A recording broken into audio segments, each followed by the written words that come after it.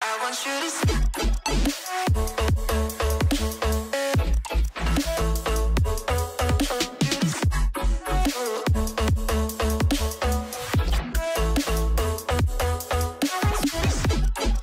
Baik, sebelumnya saya untuk kali ini saya berterima kasih sebelumnya kepada Bu Lina dan Bu Ratna, kepada UNER juga pastinya. Sebelumnya saya ingin tanya kepada teman-teman nih yang ada di sini, untuk job platformnya sendiri itu kita adalah Nusa Talent teman-teman ya, pastinya tadi yang sudah disebutkan oleh Bu Ratna dan Bu Lina, kita ini adalah job platform yang pastinya karena kemarin baru habis wisuda ya teman-temannya, atau fresh graduate atau lulusan baru, ini sangat cocok banget buat teman-teman juga, yang pastinya kita ini adalah job platform yang memang khusus untuk fresh graduate gitu. Jadi untuk lowongan pekerjaannya dan segala macamnya itu akan cocok juga buat teman-teman yang memang baru banget mencari pekerjaan gitu.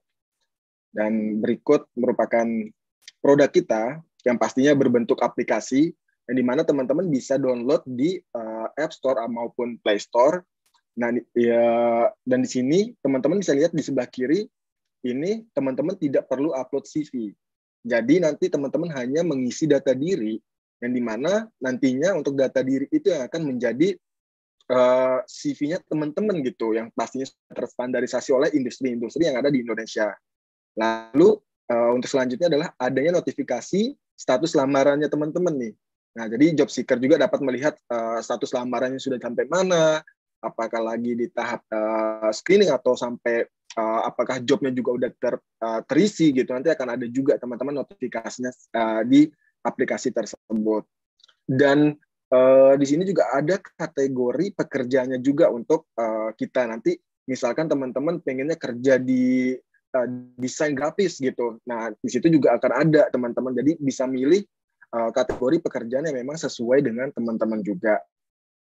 Lalu yang terakhir di sini, Pak, karena kita ini adalah job platform yang memang khusus untuk fresh graduates, itu kita untuk lowongan pekerjaannya sendiri itu tanpa adanya minimum pengalaman pekerjaan teman-teman. Jadi Nusa Talent itu memiliki banyak lowongan memang khusus untuk fresh graduate. Dan berikut merupakan testimoni dari teman-teman yang sudah menggunakan Nusa Talent.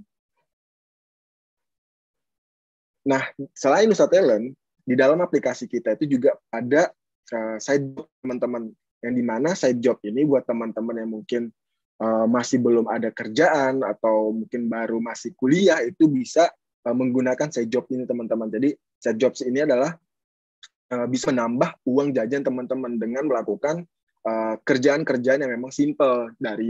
Kita bisa dari rebahan aja kita bisa mengerjakan kerjaan gitu, dengan rating aplikasi, atau mungkin nanti akan ada akuisisi merchant, itu nanti akan ada juga untuk misi-misi tersebut yang pastinya bisa menambah uang jajan dari teman-teman mahasiswa atau lulusan baru.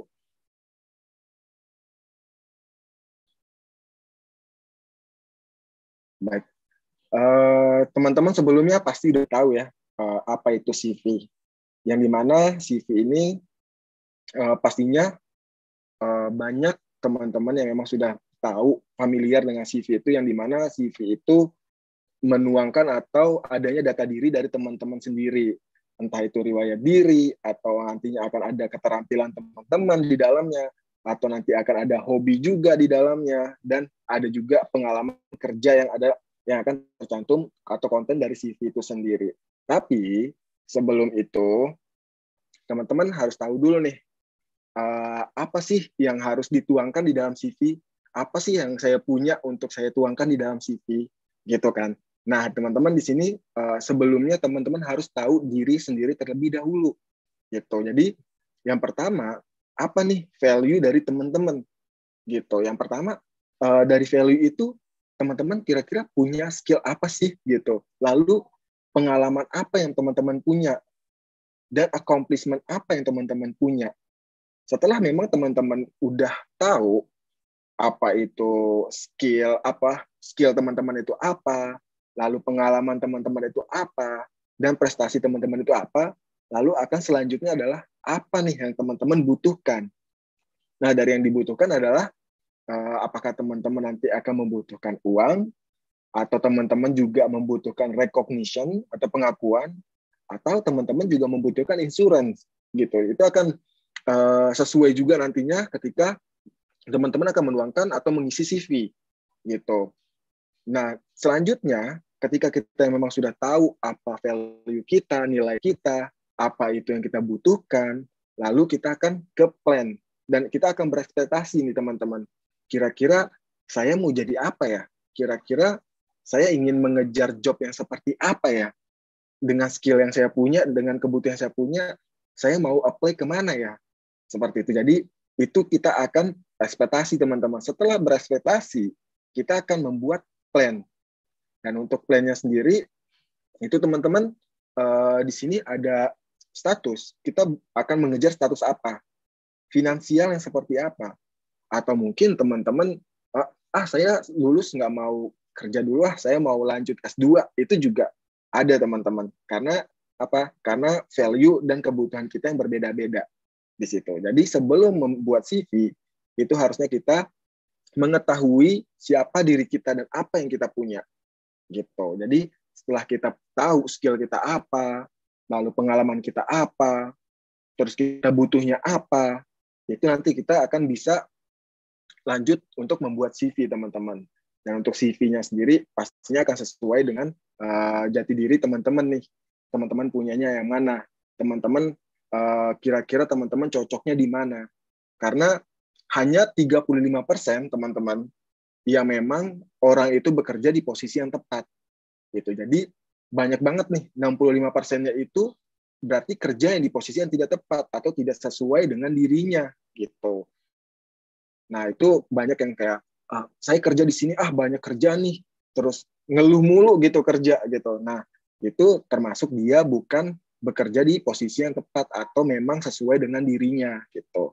Jadi sebelum kita apply atau sebelum kita buat CV, kita harus tahu dulu siapa diri kita punya apa, lalu apa yang kita butuhkan, agar nanti kita kerja sesuai dan nggak terasa berat kerjaannya gitu. Karena emang kita punya skill-skillnya untuk mempermudah kerjaan kita gitu.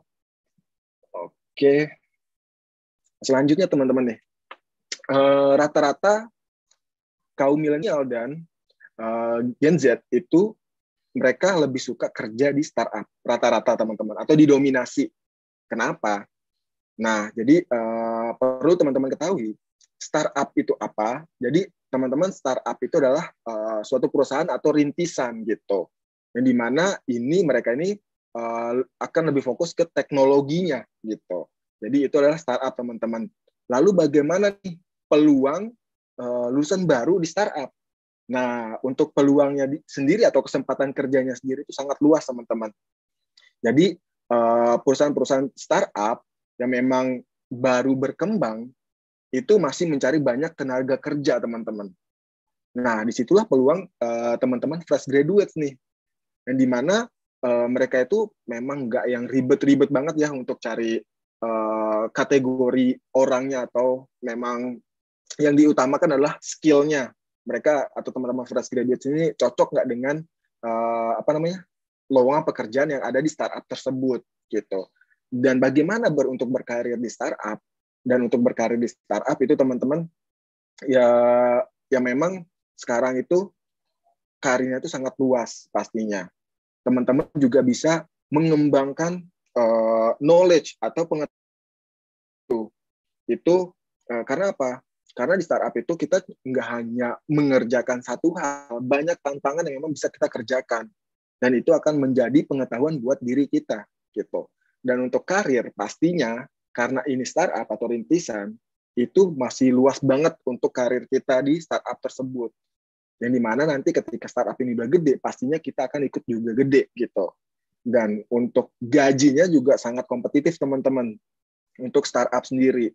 Jadi ketika kita bekerja di perusahaan konvensional, itu kita dapat gaji UMR untuk fresh graduate, dan ini bisa lebih dari itu teman-teman untuk startup sendiri.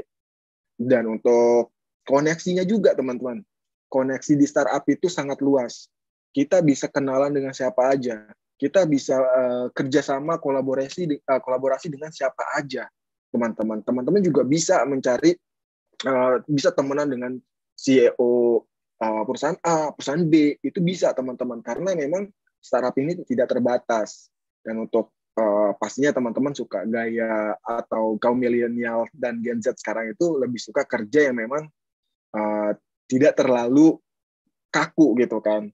Nah, jadi startup ini memang cocok untuk teman-teman atau Gen Z dan milenial untuk bekerja di startup tersebut.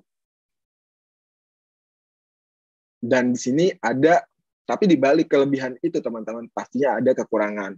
Yang dimana untuk kelebihannya sendiri itu kita tuh bisa bekerja fleksibel banget nih teman-teman. Jadi kita bisa kerja di mana aja, itu juga ada yang kerja by remote. Terus kita bisa mempunyai tanggung jawab yang lebih. Otomatis ketika kita mempunyai tanggung jawab yang lebih, kita juga punya pengalaman dan skill yang lebih teman-teman. Dan di sini juga untuk kelebihannya sendiri, potensial kita, opportunity-nya itu lebih gede, teman-teman. Jadi, ketika kita bekerja di startup, itu potensi untuk peluang kita untuk naik, itu lebih naik jabatan istilahnya gitu, itu akan lebih besar, teman-teman, dibandingkan dengan perusahaan-perusahaan yang konvensional gitu. Dan memang jenjang karirnya itu sangat cepat, teman-teman. Karena ini startup gitu kan. Jadi, ketika memang perusahaan itu nanti akan makin gede, jenjang karir kita tuh akan lebih cepat untuk naiknya, teman-teman. Itu keuntungan dari startup sendiri ketika memang kita bekerja untuk startup. Dan untuk kekurangannya adalah yang memang di startup itu karena ini sebuah rintisan, ini tidak akan stabil atau tidak sestabil perusahaan-perusahaan yang memang udah lama atau konvensional gitu. Lalu waktu bekerja kita tuh agak lebih panjang. Kadang juga unpredictable nih teman-teman untuk kerjanya sendiri. Kadang kita bisa kerja sampai jam 9 atau kita bisa kerja sampai jam 10. Itu tergantung kebutuhan dari si perusahaan itu sendiri, teman-teman. Itu untuk waktu kerjanya sendiri. Lalu untuk selanjutnya kekurangannya adalah memang agak low compensation, teman-teman. Jadi kompensasi yang diberikan oleh startup itu agak sedikit rendah gitu dibandingkan dengan perusahaan-perusahaan konvensional. Tapi memang di startup ini kenapa gajinya agak lebih tinggi? Ya itulah yang akan menjadi kompensasi teman-teman gitu. Dan karena ini adalah perusahaan yang memang rintisan, dan di mana ini baru, pastinya akan ada lack of structure teman-teman, atau organisasinya itu masih meraba-raba. Jadi organisasinya itu nggak menetap. Dia akan coba nih untuk startup itu, dia akan coba untuk organisasi seperti ini akan cocok nggak kira-kira dengan mereka gitu. Jadi di sini kekurangannya dan kelebihannya teman-teman pasti tahu, tapi di sini teman-teman kalau dilihat dari kekurangan dan kelebihannya ini, pastinya teman-teman dari yang lulusan baru atau teman-teman Gen Z itu lebih suka ke startup gitu kan. Nah, di sini kira-kira kita siap nggak untuk masuk ke startup itu? Dan tadi kita harus buat CV, yang dimana kita harus tahu diri sendiri terlebih dahulu, terus kita tahu peluang kerjanya di startup seperti apa, karirnya seperti apa, lalu koneksi kita akan bertambah. Itu teman-teman untuk kesiapan kita itu seperti apa untuk masuk ke sana gitu. Oke, selanjutnya aku akan ngasih beberapa tips nih buat teman-teman, yang dimana jika memang teman-teman ingin berkarir atau siap berkarir dan menerima tantangan di startup, itu teman-teman harus punya CV yang menarik. Yaitu tadinya, CV yang menarik itu seperti apa? Ya, CV yang menarik itu memang CV yang sesuai dengan job yang di-apply gitu. Jadi ketika memang nanti di jobnya itu ada minta, oh kita tuh butuh skill yang seperti ini, dan teman-teman punya, itu menarik teman-teman. Tapi ketika teman-teman asal apply nih, dan teman-teman nggak punya skill itu tidak akan menarik teman-teman. Jadi CV yang menarik itu adalah CV yang tepat sasaran teman-teman. Tidak perlu yang desain yang terlalu bagaimana gitu, nggak terlalu perlu lah. Tapi memang untuk teman-teman yang memang akan apply ke desain grafis dan segala macam, memang perlu untuk desain-desain untuk CV-nya sendiri. Tapi untuk teman-teman yang memang ingin CV-nya menarik, itu harus tepat sasaran, teman-teman. Oke, untuk selanjutnya, kirim CV menggunakan email yang benar. Jadi untuk emailnya juga, teman-teman harus punya email yang memang profesional, teman-teman. Email yang profesional itu email yang seperti apa? Nah, contoh nih dulu, aku itu pernah punya email, teman-teman, yang dimana email aku tuh nggak profesional gitu. Dulu aku suka banget anime, namanya Naruto, dan nama email aku adalah Uzumaki Dimas, teman-teman. Itu nggak profesional kan. Nah, jadi usahakan untuk sekarang teman-teman harus punya email yang profesional. Itu misalkan Dimas Mardika 18, Dimas Mardika 19, dikombinasikan dengan angka juga tidak masalah, teman-teman. Jadi usahakan untuk kirim CV yang memang menggunakan email yang benar, dan teman-teman juga tahu nih cara mengirim CV yang benar itu seperti apa, body message-nya seperti apa, subjeknya seperti apa, itu teman-teman juga harus tahu. Untuk selanjutnya adalah update profil LinkedIn, teman-teman. Nah, ini mungkin nanti akan dibahas untuk personal branding-nya oleh Kak Reka, bagaimana untuk personal branding kita di LinkedIn, teman-teman. Jadi, kenapa harus LinkedIn? Kenapa enggak Instagram atau di platform lain gitu? Karena LinkedIn ini merupakan sosial media untuk orang-orang profesional, teman-teman. Jadi, usahakan teman-teman yang ada di sini itu menggunakan LinkedIn, dan teman-teman tetap update profile LinkedIn-nya sendiri gitu.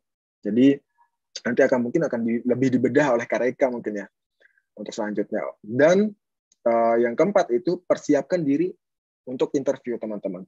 Ketika memang ada panggilan interview, itu teman-teman sudah tahu, yang pertama teman-teman harus mencari informasi tentang perusahaan itu sendiri. Budayanya seperti apa, lalu untuk job yang kita apply itu ya apa aja yang dibutuhkan, skill apa aja yang dibutuhkan, kira-kira nanti kita akan ditanyakan apa, dan itu sudah kita siapkan semua, teman-teman, untuk pertanyaan-pertanyaan yang memang sering ditanyakan ketika interview mengenai job tersebut. Itu teman-teman harus persiapkan semua. Yang pasti teman-teman harus tahu nih, teman-teman itu apply ke perusahaan apa, dan teman-teman harus cari tahu tentang perusahaan itu, seperti culture-nya seperti apa. Ketika interview, teman-teman tahu nih, teman-teman harus pakai apa nih untuk interview. Entah pakaiannya, kalau ke startup biasanya ya casual, teman-teman ya. Tapi ya itu, teman-teman harus tahu juga. Karena apa? Ketika kita terlihat sama dengan teman-teman atau pekerja yang ada di perusahaan itu HR itu nggak akan merasa asing dengan kita. Kita itu bukan orang lain gitu. HR itu akan merasa bahwa kita itu bagian dari dirinya, bagian dari perusahaan tersebut gitu. Jadi itulah perlunya kita mencari tahu perusahaan apa dan culture-nya seperti apa perusahaan tersebut, teman-teman. Dan yang terakhir itu ada follow up. Jadi after interview, teman-teman itu usahakan untuk follow up. Teman-teman tanyakan bagaimana lamaran teman-teman, atau yang paling awal adalah ketika selesai interview, teman-teman ucapkan terima kasih. Karena sekarang udah pakai WA semua, pastinya teman-teman bisa nge-WA si HR-nya sendiri gitu. Bilang terima kasih, segala macam. Even kita sudah bilang terima kasih ya di pas interview, tapi ketika kita follow up melalui WA, itu biasanya HR itu akan lebih ngeh dengan nama kita di WhatsApp tersebut gitu. Oh, ini nih si Dimas nih yang tadi interview gitu. Dia bilang terima kasih. Jadi setelah itu follow up lagi, teman-teman. Kira-kira kapan nih akan diumumkan untuk job tersebut gitu, terisinya job tersebut. Nah, itu juga harus, teman-teman. Bukannya berarti kita butuh kayak ngemis-ngemis banget, enggak. Tapi kita tuh follow up memang ingin mengetahui bagaimana kelanjutan dari interview kita gitu. Ketika memang sudah terisi, itu akan diinfokan juga oleh si HR-nya sendiri gitu. Jadi jangan takut, jangan terkesan jangan berpikiran kalau saya follow up begini ntar dikiranya ngemis-ngemis lagi pekerjaan dan segala macam. Enggak, teman-teman. Jadi itu penting juga untuk di follow up. Oke, teman-teman, mungkin itu yang bisa aku sampaikan atau aku sharing ke teman-teman. Mungkin akan selanjutnya akan lebih detail lagi untuk personal brandingnya dengan Kak Reka. Halo, selamat siang semuanya. Oke, tadi dari Dimas sudah di-share banyak hal ya, dari ngomongin CV, tips-tipsnya, dan di sini aku akan share beberapa hal lagi untuk melengkapin apa yang tadi udah di-share sama Dimas. Oke, sebentar ya, aku share dulu. Oke, apakah PPT sudah terlihat ya? Udah aman? Udah aman ya teman-teman ya? Oke, eh baik, terima kasih semuanya. Terima kasih Bu Lani, Bu Ratna, dan semua panitia dari Universitas Erlangga, teman-teman yang semua hadir di sini. Perkenalkan, teman-teman, namaku Emma Reika. Teman-teman di sini boleh panggil aku Kak Rey atau Kak Reika. Panggil Kak aja kali ya, jangan Ibu, jangan apa ya. Pokoknya kita umurnya nggak terlalu jauh kok. Jadi boleh panggil Kak, boleh panggil apa, Cici, Teteh, bebas, bebas aku akan tetap nengok kok ya. Oke, nah tadi ngelanjutin dari punya Dimas. Jadi kan tadi ada beberapa hal ya yang perlu teman-teman apa lakukan gitu ya. Apalagi teman-teman selamat setelah udah graduation ya, sudah lulus. Dan ini banyak beberapa tahap-tahap yang teman harus lakukan supaya bisa berhasil masuk ke dunia kerja gitu. Nah, jadi apa aja kita listnya yang dibutuhkan? Yuk kita lihat di sini. Nah, pertama nih, teman-teman mengikuti webinar hari ini ada satu langkah yang tepat ya, karena pertama adalah teman-teman perlu mencari informasi mengenai persiapan karir gitu ya. Nggak semua orang punya chance untuk ini gitu ya. Mikirnya ya udahlah cari kerja aja. Tapi dengan ikutin beberapa series webinar seperti ini akan membantu teman-teman untuk persiapan supaya dapat pekerjaan yang tepat juga gitu. Terus tadi udah dibahas di awal banget ya sama Kak Dimas ya mengenai value. Nah, tadi ingat value ada apa aja? Value itu terdiri dari accomplishment, dari skill, dari experience ya. Jadi coba teman-teman tadi buat list gitu ya. Aku punya skill apa aja sih? Aku punya pengalaman apa aja? Aku punya pencapaian apa aja? Nah itu bisa dibuat list dulu ya. Jadi tentang value teman-teman tuh apa aja? Nah itu akan membantu teman-teman untuk membuat CV, membuat LinkedIn dan lain-lainnya. Oke. Nah, apalagi? Cari informasi soal lowongan kerja. Nah, ini dari kampus ya, dari Universitas Erlangga tuh sudah mempersiapkan, sudah mencari rekanan dengan perusahaan dengan job portal untuk mengumpulkan informasi lowongan pekerjaan. Jadi teman-teman di sini udah enak banget, udah dapat informasi lowongan kerja, teman-teman bisa tinggal baca, lihat kira-kira ini cocok buat teman-teman atau enggak. Gitu. Lalu yang berikutnya adalah membuat CV yang sesuai ya. Tadi kata Kak Dimas yang menarik ya, yang sesuai. Jadi CV nggak cuma satu untuk teman-teman sebar ke semua perusahaan lowongan kerja ya, tapi buat CV yang memang sesuai untuk posisi tersebut. Oke. Nah, berikutnya tadi kata Kak Dimas juga ada benar memiliki email yang profesional ya. Lalu update profile LinkedIn yang nanti akan kubahas sedikit. Mungkin teman-teman ikut juga webinar yang kemarin ya soal dari LinkedIn-nya langsung. Jadi sini aku nggak akan terlalu detail, akan hanya beberapa hal menyinggung sedikit saja. Dan yang terakhir adalah persiapan diri untuk interview. Nah ini kira-kira adalah list yang teman-teman perlu to-do list gitu ya, teman-teman perlu lakukan supaya bisa siap mencari kerja, dapat kerja juga. Oke. Nah, sebelumnya kita sneak peek dulu, kita lihat dulu sih sebenarnya yang dibutuhkan dalam dunia kerja tuh apa aja gitu ya. Teman-teman sudah menjalankan bertahun-tahun ya di kampus, belajar, cari ilmu, cari pengalaman gitu ya. Tapi sebenarnya apa sih yang dibutuhin dalam dunia kerja gitu ya. Pertama, di dunia kerja itu butuh person as a whole gitu ya. Jadi personality teman-teman juga akan sangat dilihat gitu. Nah, itu apa aja nanti akan kita bahas lagi. Apalagi pengalaman ya. Jadi pengalaman teman-teman selama teman-teman sekolah, kuliah, organisasi itu juga akan dilihat juga. Lalu skill. Nah, teman-teman kuliah selama ini bukannya berarti cuman apa ya, cuman duduk belajar aja, tapi ada skill, ada keahlian teman-teman peroleh juga. Nah, itu yang akan dilihat. Dan juga koneksi. Ini penting banget. Kenapa? Nanti akan dibahas lagi. Dan yang terakhir adalah informasi. Oke. Nah, kita bahas dulu nih satu-satu. Pertama dari personality ya. Jadi personality seperti apa sih yang akan dilihat yang dibutuhkan dalam dunia kerja gitu ya seorang staff ya karyawan atau apapun posisi teman-teman nantinya itu harus personality seperti apa. Yang pertama ada empati ya. Ya kita biasanya di dalam suatu perusahaan kita nggak kerja sendiri gitu ya. Kita ada timnya, ada atasannya, ada bawahannya gitu ya. Nah, makanya kita butuh empati gitu ya. Mungkin ini hal kayak oh ya udah ada dan sebagainya. Tapi ini memang penting gitu ya supaya kita bisa memosisikan diri nggak hanya sebagai diri kita aja, tapi juga misalnya kita harus menanggapi klien, mungkin kita harus menghadapi atasan kita dan sebagainya. Makanya empati ini juga penting.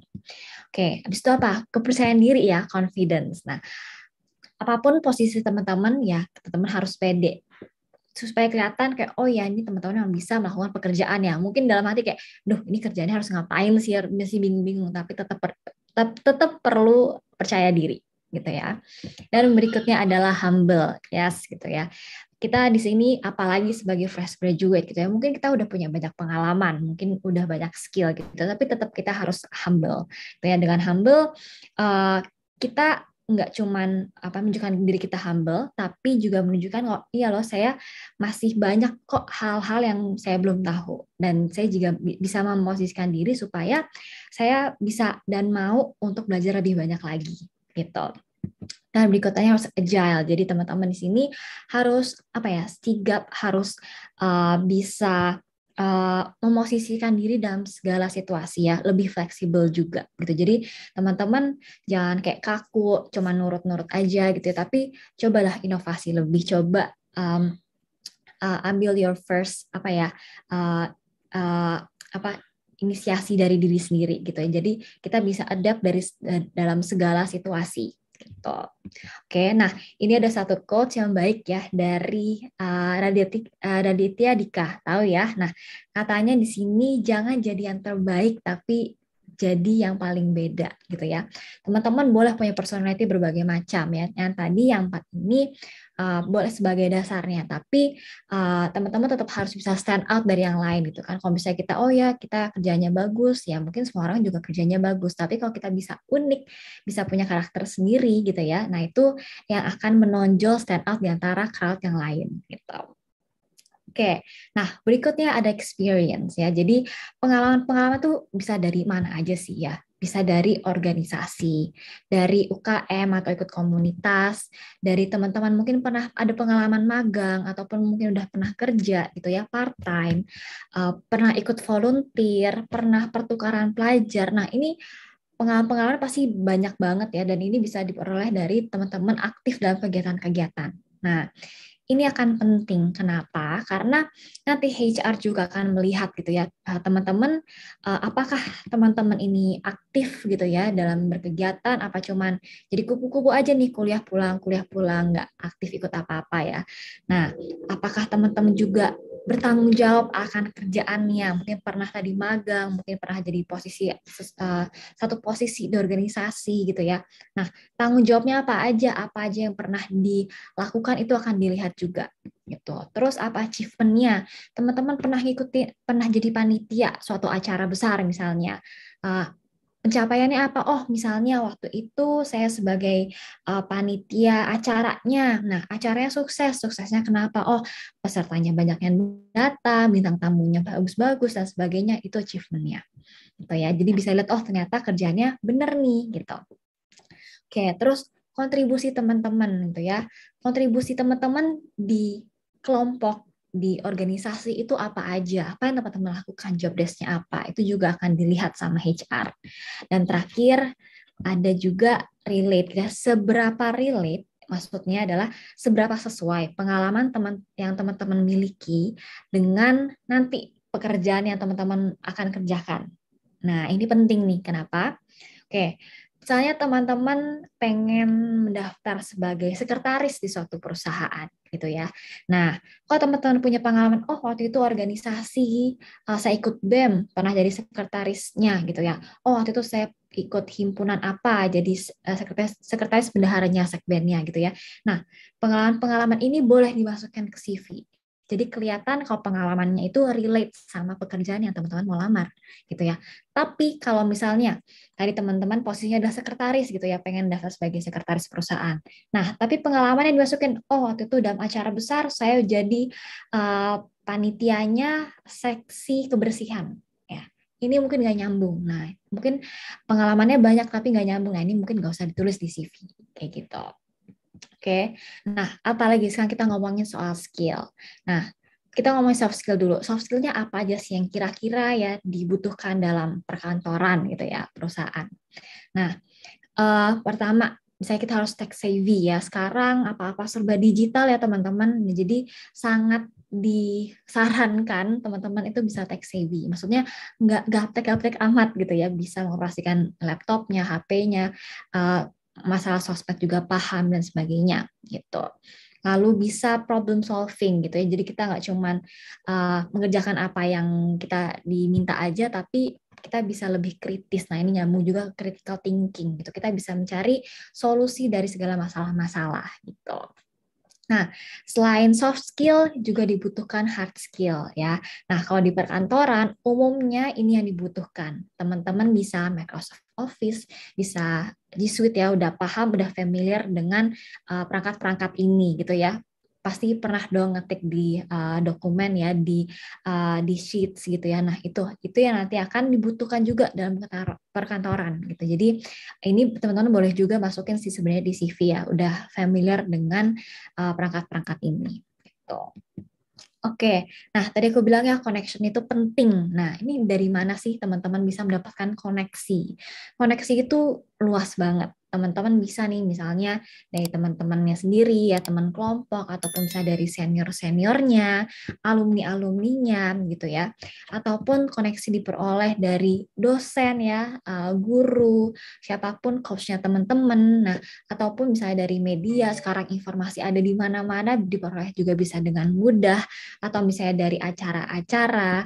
Dan terakhir kalau misalnya teman-teman bingung soal pekerjaan gitu ya, langsung aja kita bisa dapat koneksi gitu ya dari perusahaannya, ataupun kita bisa terkoneksi langsung dengan HR-nya. Ini sebenarnya juga suatu komplimen untuk acara ini ya, di mana HR ataupun orang-orang dari perusahaan-perusahaan job portal gitu ya dirangkum dibuat dalam sesi ini gitu ya. Jadi teman-teman bisa lebih dekat dengan perusahaan-perusahaan dan juga staff-staffnya juga gitu. Dan ini akan menjadi koneksi yang baik sekali buat teman-teman mempersiapkan kerja nanti. Oke. Dan terakhir ada juga informasi ya teman-teman. Nah, informasi ini sama dengan opportunity ataupun kesempatan gitu ya. Dengan teman-teman mendapatkan menggali banyak informasi, secara nggak langsung teman-teman juga membuka kesempatan lebih banyak untuk diri teman-teman. Gitu. Jadi informasi ya itu bisa teman-teman tampung dan bisa dimanfaatkan nantinya ketika memang lagi butuh gitu. Jadi jangan bosan gitu ya cari informasi, mendengarkan ataupun membaca informasi-informasi yang terupdate gitu. Nah, teman-teman bisa melakukan juga personal branding ya di secara profesional di LinkedIn gitu. Nah, sebenarnya salah satu informasi mengenai hal-hal yang profesional ataupun hal-hal seputar dunia kerja itu bisa diperoleh di LinkedIn juga gitu ya. Meskipun ini kemarin udah dibahas sama orang profesional LinkedIn langsung gitu ya, tapi aku juga pengen bilang kalau misalnya ini memang salah satu yang works yang teman-teman bisa lakukan juga gitu ya untuk meningkatkan personal branding. Jadi maksudnya adalah informasi itu bisa dua arah. Teman-teman bisa mendapatkan informasi ya, teman-teman mencari, atau teman-teman menyiapkan informasi mengenai diri sendiri dan biarkan orang lain mencari kalian gitu. Nah, dengan kita buat LinkedIn ya, membuat personal branding yang baik gitu yang udah bagus. Nah, dari HR, dari recruiter tuh bisa mencari kita di LinkedIn. Dan ini yang menjadi kesempatan yang baik sekali dan bagus dan besar ya supaya teman-teman bisa mengakses gitu ke perusahaan-perusahaan yang memang membutuhkan kandidatnya ataupun karyawan untuk bekerja di sana gitu. Jadi sangat menyarankan teman-teman punya profesional LinkedIn profile. Nah, ini berapa hal aja misalnya punya profile juga benar-benar dibuat tuh seprofesional mungkin gitu. Jadi nggak hanya kayak kita buat sosmed biasa, oh pakai foto apa aja, informasi ya udah seadanya, nggak kayak gitu. Ya, jadi semua hal yang teman-teman pengen disikapi sebagai profesional, ya teman-teman harus menyiapkan secara profesional juga. Nah, salah satunya di LinkedIn, jadi pakailah misalnya professional profile picture ya, karena faktanya tuh 88% foto orang tuh kurang profesional. Nggak di LinkedIn, nggak di CV, kadang-kadang mereka pakai foto seadanya aja gitu ya. Jadi foto mungkin yang paling sering adalah foto pas foto gitu ya, yang latar belakangnya merah atau biru. Nah, itu sebenarnya ya bisa dibilang profesional, bisa juga enggak. Kenapa? Kalau aku personally dan juga beberapa HR yang aku tahu menganggap itu kesannya kaku gitu ya. Kita pakai pas foto kan harus lurus, mungkin senyumnya boleh dikit, mungkin apa ya, kayak penuh keterpaksaan gitu ya. Tapi kalau bisa kita buat yang lebih rileks tapi tetap profesional ya. Jadi maksudnya profesional adalah gayanya, dandanannya gitu ya. Itu melambangkan orang yang profesional yang bisa kerja gitu. Nah, hal-hal lainnya masukin juga posisi teman-teman sekarang apa, ini bisa ditulisin ya, teman-teman pengen dikenal sebagai apa sih?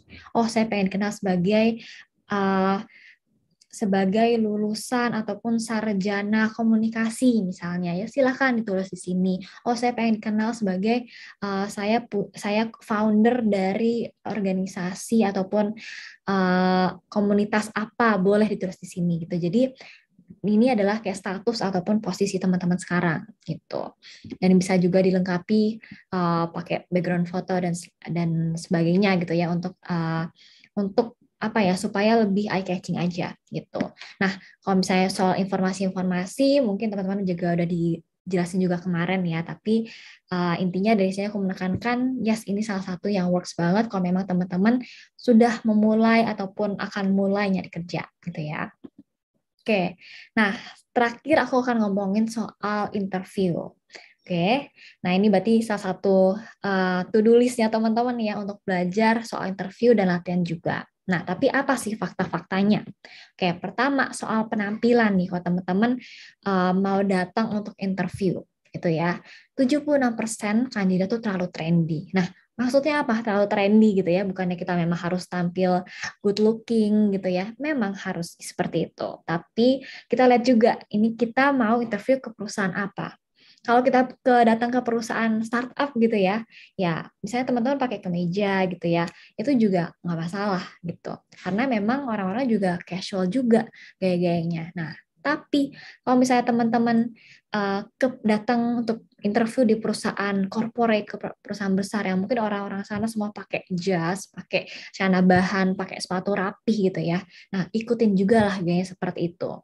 Jadi jangan kebalik-kebalik nih gitu ya. Teman-teman pakai jas segala macamnya tapi datang ke startup gitu ya. Nah, ini mungkin beda budayanya. Jadi berasanya kita nggak selevel, kayaknya lebih gimana gitu. Sebaliknya kalau teman-teman datang ke corporate juga jangan terlalu santai itu ya, cuma pakai kaos, pakai apa ya, celana jeans sobek-sobek sama sendal gunung gitu ya. Nah, ini nggak pantas banget gitu ya. Mungkin bahkan satpam aja nggak kasih masuk gitu.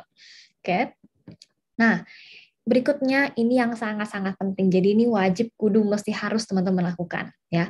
Mencari informasi ya mengenai perusahaan gitu. Jadi teman-teman di sini please banget sebelum datang interview cari informasi mengenai perusahaan sebanyak-banyaknya. Sekarang ada Mbah Google, ada internet ya. Ini bisa dengan mudah teman-teman lakukan, cari informasi mengenai perusahaan gitu. Ini perusahaan apa sih, bergerak di bidang apa, mungkin siapa foundernya, ini lagi ada acara event apa, mereka lagi visi misinya apa dan sebagainya, cari tahu gitu ya. Ini akan membantu banget teman-teman untuk interview gitu. Karena kadang-kadang ditanyain juga ketika interview, oke, sesuai misalnya gini, ditanyain, oke, gimana persiapannya kamu untuk interview ini, apa yang teman-teman ketahui tentang perusahaan kami. Nah, kalau nggak ada riset nih, teman-teman nggak cari tahu dulu, ini pertanyaan mau dijawab apa, gitu ya. Jadi carilah informasi mengenai perusahaan ini. Nah, sekarang kita masuk ke bahasa tubuh. Ini banyak hal juga yang perlu diperhatikan. Seperti pertama, soal kontak mata, gitu ya.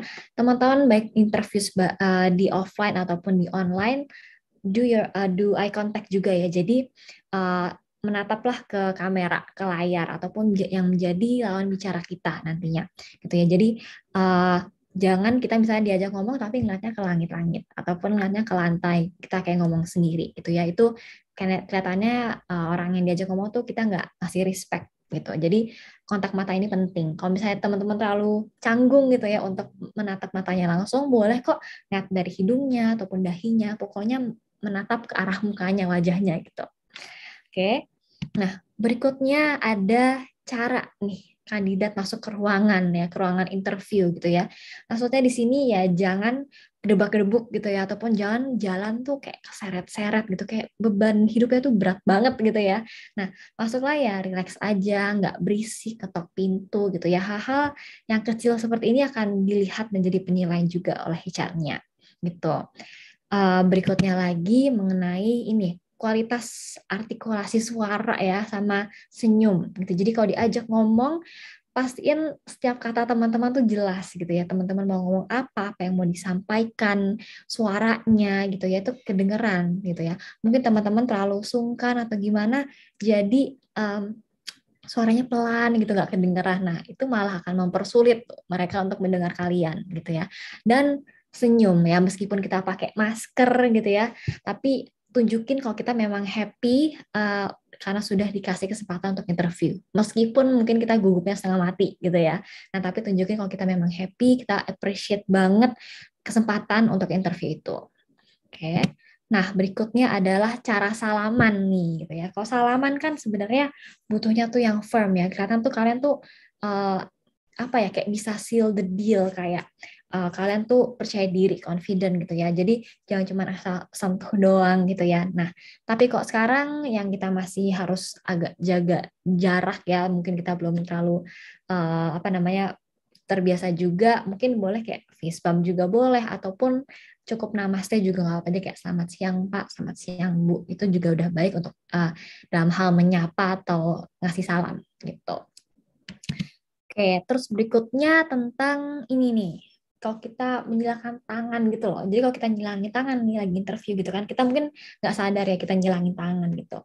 Nah, kok seperti itu tuh seperti ada yang kita tutup-tutupin gitu ya. Jadi tangan ini harus kayak gimana sih sebenarnya kalau ketika interview ya? Kok tangan sebenarnya kita bisa taruh aja sih di atas meja atau di atas paha kita gitu ya. Nah, ataupun kita melakukan beberapa gesture ringan gitu dalam hal menjelaskan sesuatu, itu nggak apa-apa, kita ada sedikit gerak-geraknya ya, nggak harus lebay-lebay banget gitu ya, tapi sedikit relax aja. John ini juga akan membantu kalian dalam mengungkapkan sesuatu gitu, seperti itu.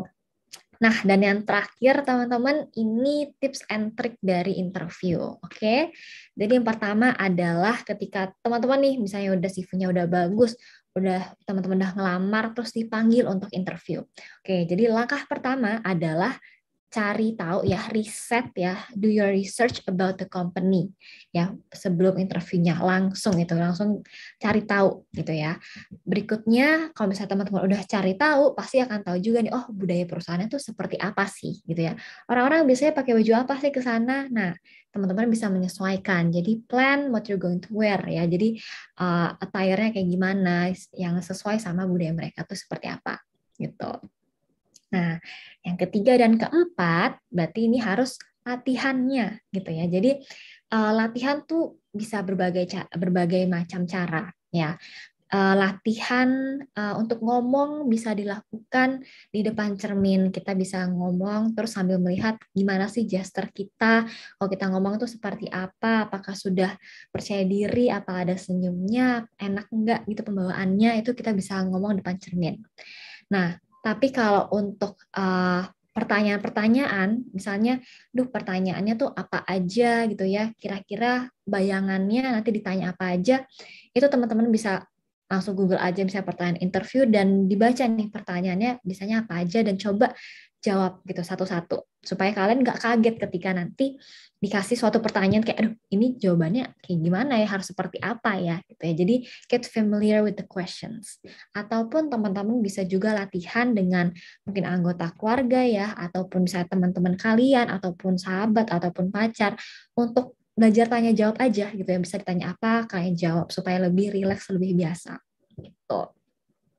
Oke, nah berikutnya kalau ada interview, please banget jangan telat ya. Jadi orang bete ya kalau nunggu lama gitu ya. Jadi please jangan membuat mereka menunggu kalian. Kalaupun memang misalnya ada halangan dan kalian harus banget telat, let them know. Jadi mungkin mungkin sejam sebelumnya, kalau bisa lebih cepat lebih baik ya, teman-teman bisa informasikan, maaf nih saya mungkin akan terlambat karena ada kendala halangan ini gitu. Ataupun misalnya harus ganti hari ganti jam juga kabarin, jadi jangan membuat mereka menunggu gitu. Nah, baik itu interview online ataupun offline juga tetap kita harus ada etikanya. Oke, berikutnya be aware of your body language. Itu yang tadi ya, yang soal kontak mata, soal tangan, suara, senyum, lain-lainnya itu bisa diperhatikan. Nah, tapi pasti kalau pas udah lagi interview nih ya, yang tadi mungkin udah disampaikan, udah diajarin, mungkin akan lupa semua ya, ngeblank, boro-boro ingat body language. Ini mau jawab apa aja, mungkin udah panik gitu ya. Nah, tapi keep in mind aja kalau misalnya interview itu pembawaannya harus percaya diri ya, harus senang gitu ya. Kayak kalian tuh thankful, grateful dan kalian pede. Itu karena biasanya pertanyaan-pertanyaan interview itu seputar diri kalian. Nggak ada yang lebih tahu kalau nggak kalian gitu. Dan bawahnya juga harus happy. Kalaupun kalian gugup banget ya, tapi tunjukin kalau kalian memang kayak senang ada di sini gitu. Jadi dan kalau udah pembawaannya seperti itu ya mudah-mudahan bisa lebih lancar sih. Oke. Nah, dan terakhir adalah always be honest ya. Karena HR recruiter ini rata-rata mereka lulusan psikologi. Jadi mereka tahu kalau misalnya kalian bohong ataupun melebay-lebaykan sesuatu. Jadi jawablah dengan jujur apa adanya. Oke. Nah, sorry, dan terakhir banget nih, kalau udah bisa teman-teman follow up lagi ya after interview untuk bilang terima kasih gitu ya, supaya mereka juga ada kesan, oh orang ini memang apa namanya ada etikanya, mereka juga grateful gitu ya, supaya kalian bisa dipandang lebih baik lagi. Jadi ucapkan terima kasih, maksudnya terima kasih bukan saat di site-nya aja, tapi ketika kalian udah pulang ataupun ketika kalian mau follow up gitu ya, tetap pakai attitude yang benar. Tuh. Oke, paling itu aja sharing yang bisa aku sampaikan untuk hari ini. Kita bisa discuss lebih lanjut lagi di Q&A session. Sekian dari aku akan kembalikan ke Mbak Ratna ya. Terima kasih semuanya, maaf kalau ada salah kata.